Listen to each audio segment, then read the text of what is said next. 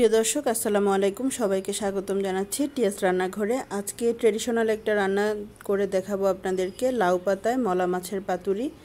ভীষণ মজার একটা রান্না, খুব অল্প সময় আপনারা তৈরি করে নিতে পারবেন। পুরো ভিডিওটা দেখার অনুরোধ রইল। 7-8টা শুকনা মরিচ, একটা বড় রসুন, মাঝারি সাইজের 2টা পেঁয়াজ খোসা ছাড়িয়ে বেটে নিয়েছি। এখন 1 কাপ এখানে মলা মাছ নিয়েছি। মাছটাও সুন্দর করে পরিষ্কার করে নেওয়া, আর বেশ বড় সাইজের মাছ ছিল এগুলো। এখন এগুলোকে ম্যারিনেট করে নিব। পুরো বাটা মশলাটা দিয়ে দিলাম, আর এটা শুকনা মরিচ বাটা দিলে খেতে ভীষণ ভালো লাগে। লবণ দিয়ে দিচ্ছি 1 চা চামচের কিছুটা কম, 1/2 চা চামচ হলুদের গুঁড়া। পেঁয়াজ কুচি দিয়ে দিব এখানে 1/2 কাপ, খুব চিকন করে পেঁয়াজটাকে কুচি করে নিতে হবে। গোটা কাঁচামরিচ দিয়ে দিচ্ছি 4টা, আর দিয়ে দিতে হবে 2 টেবিল চামচ সরিষার তেল। এগুলোকে ভালো করে মাখিয়ে নিতে হবে। চাইলে কাঁচামরিচটা আপনারা মাঝখান থেকে একটু ভেঙেও দিতে পারেন, আমি মাঝখানে 2-1টা ভেঙেও দিয়েছিলাম।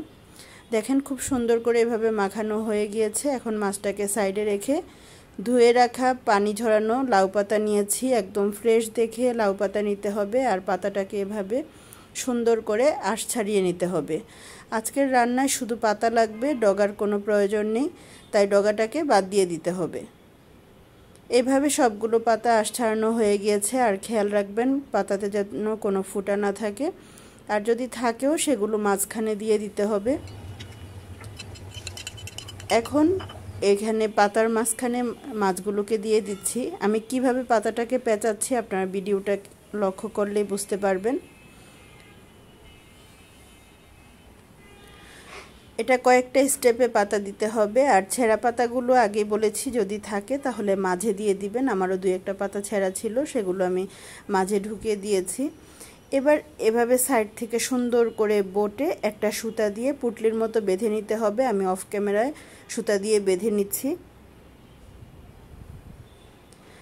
এখন চুলায় একটা প্যানের মধ্যে আমি আরও 1 টেবিল চামচ সরিষার তেল দিয়ে পাতিলের চারপাশে তেলটাকে ছড়িয়ে দিলাম। এখন খুব সুন্দর করে এই পুটলিটাকে, পাতার যেই পেঁচানো পুটলিটা, এটা দিয়ে দিচ্ছি। দিয়ে একটা ঢাকনা চাপা দিয়ে এখন এটাকে উল্টে পাল্টে একটু পরপর ভেজে নিতে হবে।